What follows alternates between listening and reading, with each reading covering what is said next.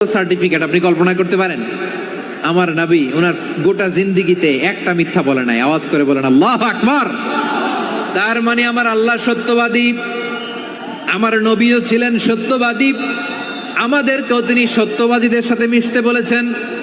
রব্বুল আলামিন বলেন, ইয়া আইয়ুহাল্লাযীনা আমানু কুনু মা'আস সাদিকিন। ওহে বিশ্বাসীরা, মিথ্যাবাদীদের সাথে তোমরা মিশো না, সত্যবাদীদের সাথে থাকো। সুবহানাল্লাহ বলেন। এবার বলেন, আমরা কাদের সাথে থাকবো? মিথ্যাবাদীদের সাথে না সত্যবাদী? আমরা বন্ধু বানাবো কাদের? মিথ্যাবাদীদের না সত্যবাদীদের? আমরা সাপোর্ট করব কাদের? মিথ্যাবাদীদের না সত্যবাদীদের? মনে থাকবে ইনশাআল্লাহ বলেন সবাই। আবার আল্লাহর হাবিব বলেন, আলাইকুম বিসসিদকি ফাইন্না সিদকা ইয়াহদি ইলাল বিররি ওয়া ইন্নাল বিররা ইয়াহদি ইলাল জান্নাত।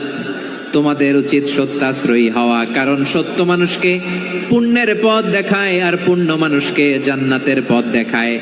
ওয়া ইয়াকুমুল কাযিবা, তোমাদের উচিত মিথ্যা থেকে বেঁচে থাকা। ফাইন্নাল কাযিবা ইয়াহদি ইলাল ফুজুর, মিথ্যা মানুষকে পাপের পথ দেখায়। ওয়া ইন্নাল ফুজুরা ইয়াহদি ইলান নার, পাপ মানুষকে জাহান্নামের পথ দেখায়। ঠিক কিনা বলেন? সত্য পুণ্যের পথ দেখায়, পুণ্য জান্নাতের পথ দেখায়, মিথ্যা পাপের পথ দেখায়, পাপ জাহান্নামের পথ দেখায়। রাস্তা দুইটা, ডানে আর বায়ে। ডানের রাস্তা চলে গেছে জান্নাতুল ফেরদাউসে, বায়েরটা চলে গেছে জাহান্নামে। এবার দ্য ডিসিশন ইজ ইয়োর, সিদ্ধান্ত আপনার, আপনি কোন রাস্তায় চলবেন, ডানে না বায়ে? আওয়াজ করে, ডানে না বায়ে? এজন্য আল্লাহ বলেন, সাদিকিনা ওয়াস সাদিকাতি, সত্যবাদী নারী ও পুরুষকে আমি বড্ড পছন্দ করি। কয়টা গেল? আয় রে ময়মনসিং, এইরকম বিশৃঙ্খলা করে হুজুরে বলতেছে হুজুর তাফসীর করেন, এটা হইছে? হ্যাঁ, আর কয়েক মিনিট বলবো না শেষ? মুনাজাত করে ফেলি। দুই ভাগ হয়ে গেছে, এক ভাগ কয় করেন, আরেক ভাগ কয় চালান। দেখি কাদের গলায় জোর বেশি। এখনই মুনাজাত হবে, এটার পক্ষে যারা, এরা তাকবীর দেন। এখনই মুনাজাত হবে, তাকবীর দেন, লিল্লাহে তাকবীর।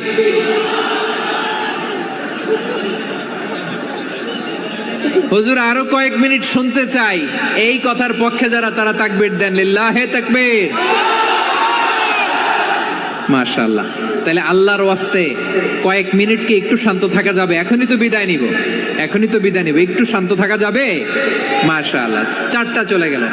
5 নম্বরে আল্লাহ বললেন, ওয়াস-সাবিরিনা ওয়াস-সাবিরাতি, ধৈর্যশীল নারী এবং পুরুষদেরকে আমি পছন্দ করি। আল্লাহু আকবার। মুসলিমিনা মুসলিমাতি, মুমিনিনা মুমিনাতি, কানিতিনা কানিতাতি, সাদিকিনা সাদিকাতি। এবার আসছে সাবিরিনা সাবিরাতি, ওয়াস-সাবিরিনা ওয়াস-সাবিরাত, ধৈর্যশীল। আমরা ধৈর্যশীল হতে চাই কি চাই না? আপনাদের ধৈর্য আছে? হ্যাঁ আছে। বিপদে ধৈর্য ধারণ করতে পারেন? আল্লাহ তাআলা তুমি আমার ভাইদেরকে ধৈর্য দাও, বলেন আমিন। ধৈর্য ধারণ করার শক্তি দাও গো মেহেরবান, আমায় দাও গো মেহেরবান, পড়েন আমিন।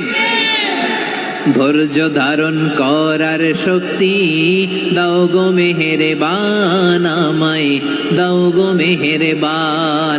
বুকের ভেতর ব্যথার নদী বইছে অবিরাম, বইছে বইছে অবিরাম। সবাই পড়ুন, ধৈর্য ধারণ করার শক্তি দাও গো মেহেরবান, আমায় দাও গো মেহেরবান।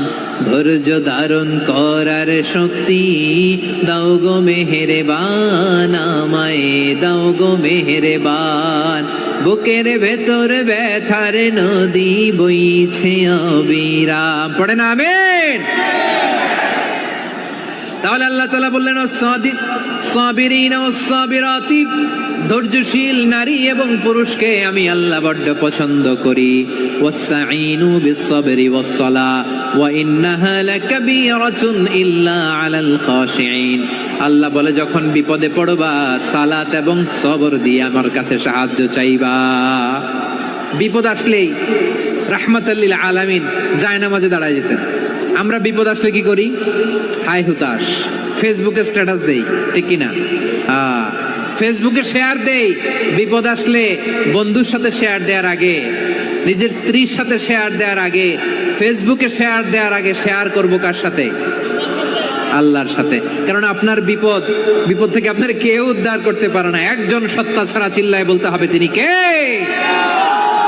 সে আল্লাহ বলেন, গোলাম বিপদের ধৈর্য ধারণ করো। আল্লাহর হাবিবকে আল্লাহ সান্ত্বনা দিচ্ছেন, ওয়াসমির আলা মা ইয়াকুলুনা ওয়াহজুরহুম হাজরান জামিলা। ও নবী, ওরা যা বলে মন খারাপ করবেন না, মন ভাঙবেন না, ধৈর্য ধারণ করুন। ওয়াহজুরহুম হাজরান জামিলা, তাদেরকে সুন্দরভাবে ইগনোর করুন।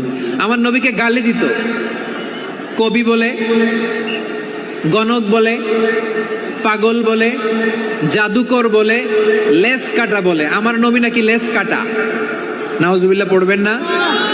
আমার নবী নাকি নির্বংশ, ওনার বংশ নাকি দুনিয়াতে টিকবে না। বলে, মুহাম্মদ তোমার কোনো ছেলে সন্তান বেঁচে নাই, তোমার বংশ নির্বংশ হবে। আল্লাহ বলে, ইন্না শানিয়াকা হুয়াল আবতার।